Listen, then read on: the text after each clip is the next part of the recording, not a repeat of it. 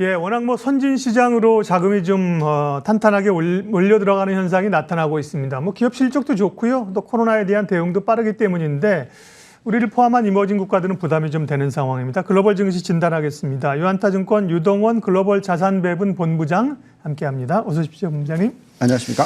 금요일은 좀 주춤거렸지만 미국은 우리보다 강하죠. 썸머랠리를 가고 있다 이렇게 봐도 되나요? 네.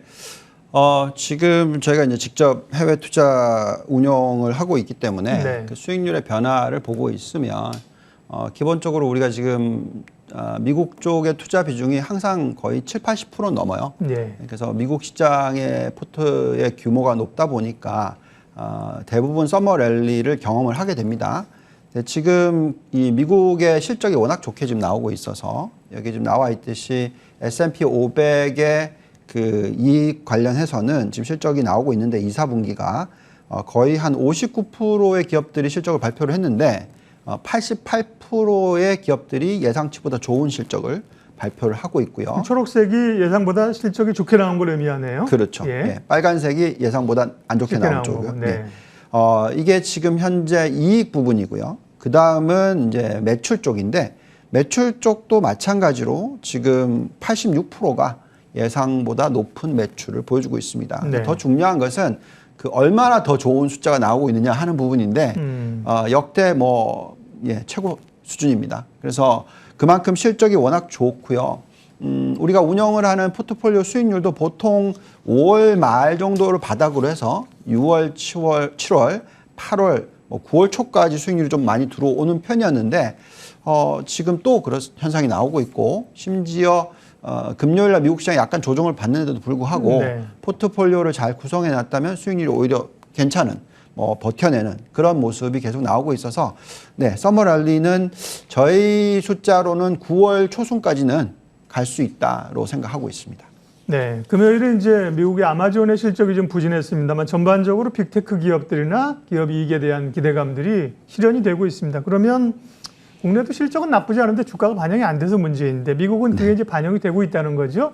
미국의 기업 실적은 그러면 앞으로도 3분기도 그렇고 4분기도 좋게들 보시나요? 네.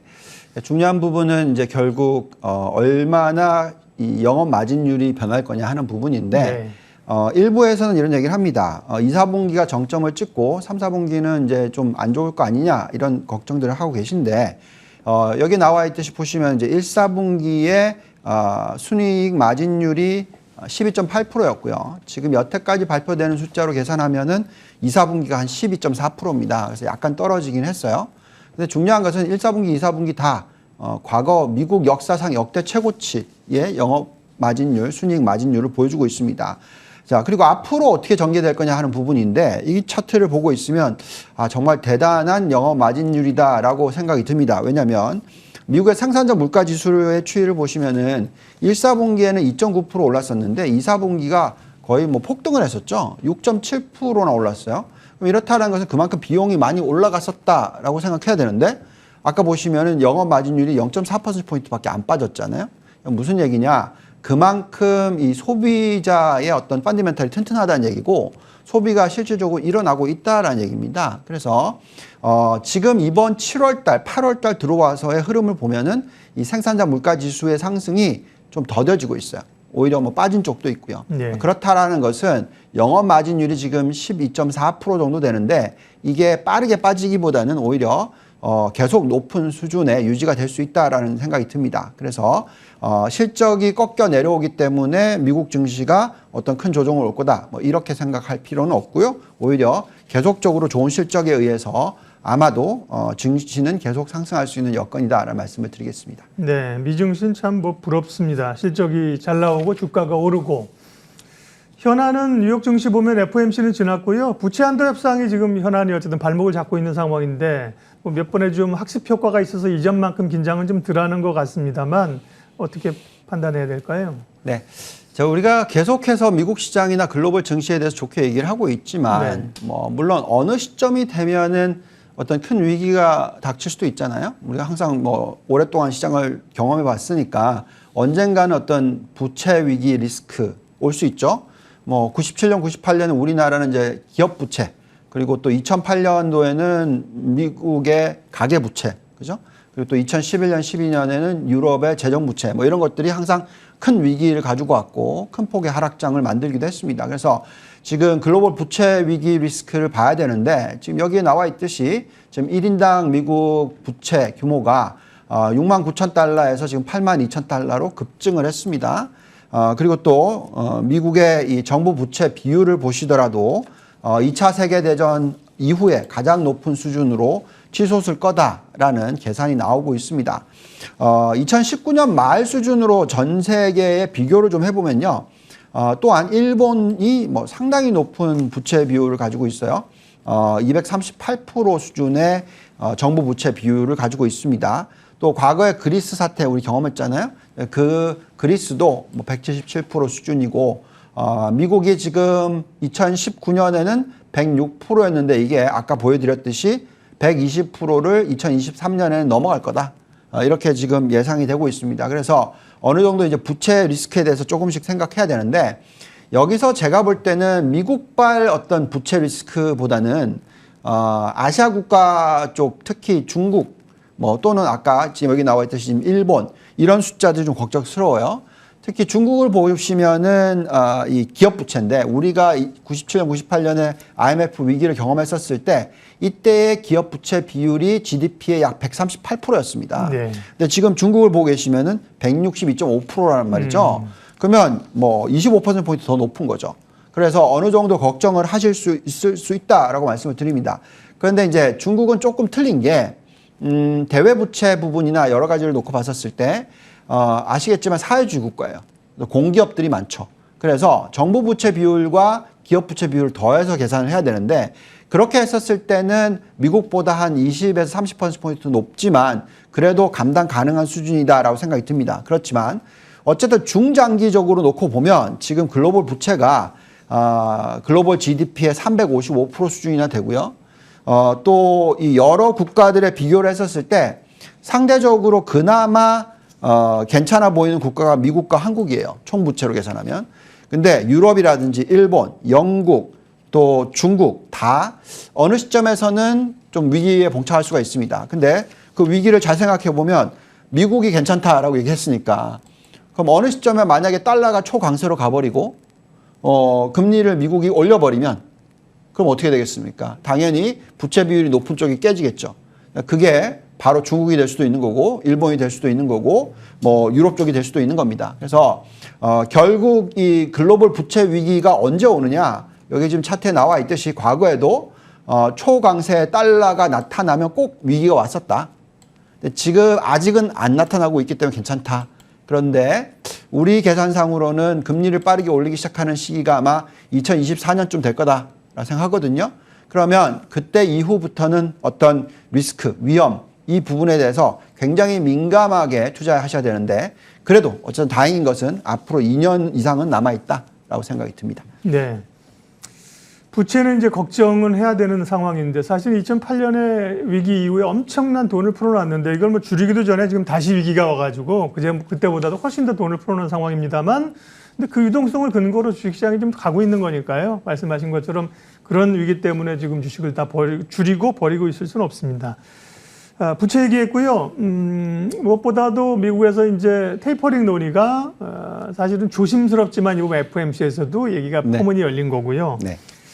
이제 이달 말로 가면 잭슨홀 미팅 또 우리나라 금통위도 있고요. 금융 특별히 뭐 연준의 향후 스탠스는 시기적으로는 경로를 어떻게 파악하세요? 네.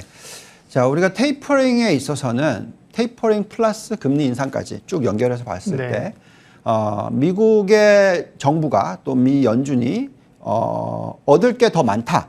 잃을 게 적고 얻을 게 더 많다. 그러면 빠르게 하겠죠. 근데 제가 볼 땐 지금 현재 시점에서는 잃을 게 더 많습니다. 그래서 그 속도 자체가 좀 더딜 수밖에 없는 상황이고요. 그리고 또 뭐 미 연준이 자금을 어느 정도 테이퍼링을 한다고 해서 다른 나라들이 할 게 아니거든요. 그래서 어떻게 보면은 일시적으로는 지금 당장 하는 것이 오히려 안 좋다라고 생각이 듭니다. 그래서 지금 미 연준의 대차 대표 추이를 보시면은 계속해서 증가를 하고 있고 또 미 연준이 얘기하는 걸 보면은 어쨌든 내년까지 계속해서 이 대차자표 규모가 늘어날 겁니다. 물론 늘어나는 속도를 좀 줄일 수 있는 것이 바로 테이퍼링이지만 그건 유동성을 계속 푸는 것이고요. 또 유동성 숫자로 보이는 M1 증가율이라든지 M2 증가율을 보시면 물론 과거에 비해서는 속도가 떨어지긴 했어요. 그렇지만 아직까지도 여전히 두 자릿수 이상이라는 거죠. 그만큼 경제 성장률을 2배 이상, 경제 성장률의 2배 이상의 유동성을 부여하고 있다. 그것은 그만큼 경기가 괜찮을 거다라는 얘기를 해주는 것이고요. 또 미 연준은 금리나 뭐 테이퍼링을 통해서 어떤 스탠스를 바꾸기보다는 과잉 유동성이 있다면 그 리버스 리포라고 얘기하죠. 그래서 일시적으로 이제 자금을 회수할 수 있는 방법이 있습니다.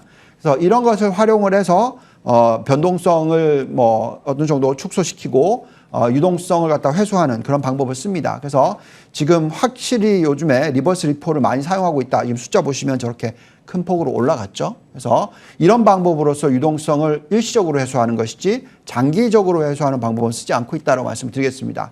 자, 그렇다라는 것은 그만큼 지금 M2로서 시가총액을 계산했었을 때 미국 증시는 아직 한참 더 올라가야 된다라고 생각이 들고요. 작게는 뭐 한 10%대 초중반, 많이 보면은 나스닥 같은 경우에는 20%대 초중반 정도 더 올라갈 수 있는 여건이 있다라고 말씀을 드립니다.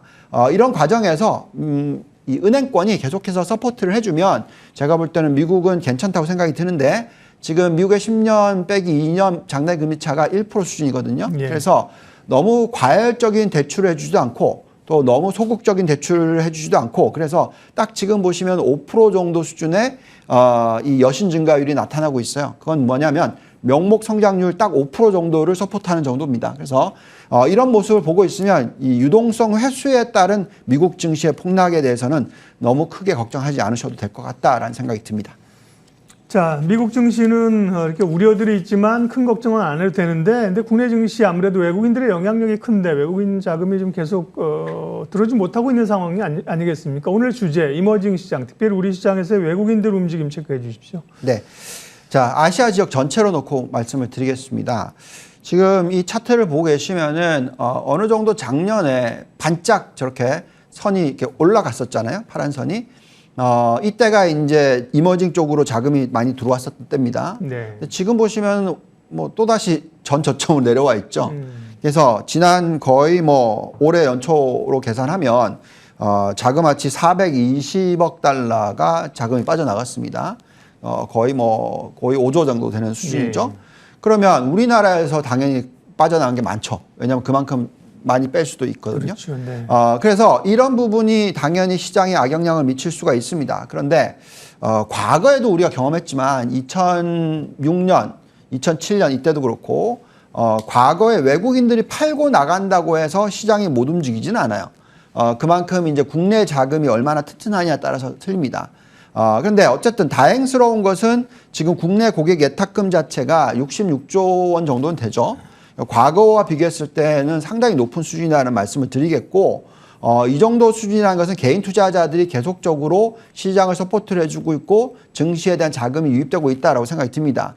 만약에 펀더멘털이 깨지고 있다라면 이건 걱정스럽죠. 왜냐하면 개인이 사고 기관이 팔고 있기 때문에. 그렇지만 다행스럽다라는 것은 그만큼 한국의 펀더멘털이 나쁘지 않아서 오히려 상당히 좋아지고 있어서 그런 상황을 생각한다면 제가 볼 때는 외국인 자금 빠져나가는 거 걱정스럽지만 충분히 시장은 어떤 큰 충격이 오기보다는 잘 버텨내고 다시 상승할 수 있는 그런 여건이 만들어질 수도 있다라고 생각하고 있습니다. 예, 그럼 국내 증시 좀 더 구체적으로 얘기해 주세요. 아까 이제 미국 같은 경우 유동성으로 본 본부장님의 S&P 기준으로 상승 여력이 아까 몇 %라 그러셨죠?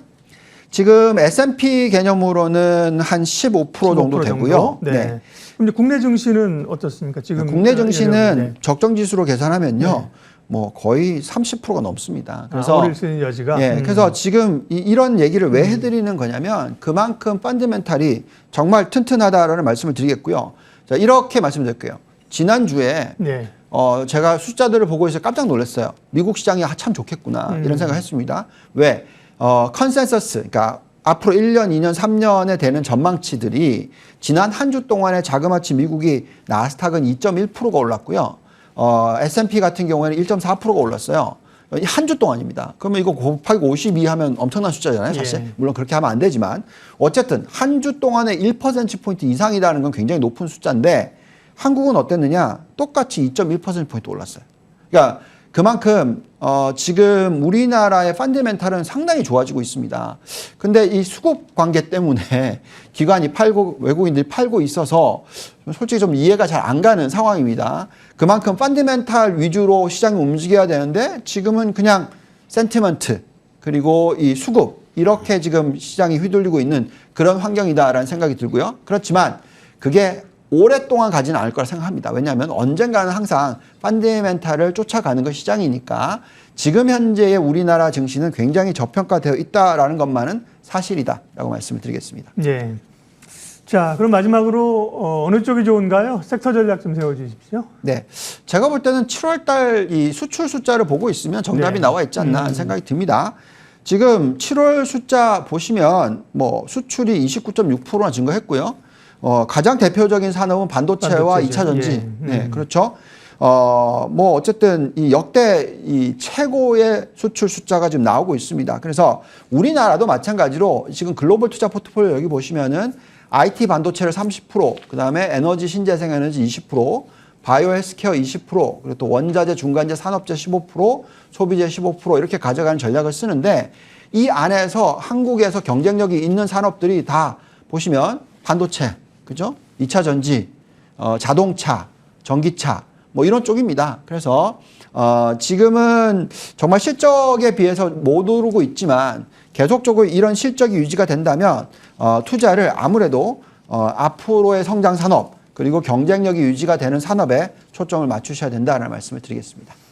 예, 오늘 집중 분석, 미국 증시 상황, 그 다음에 이제 글로벌 자금들하고요, 국내 증시 흐름까지 체크해 봤습니다. 유한타증권 글로벌 자산 배분 유동원 본부장님 함께 했습니다. 고맙습니다. 감사합니다.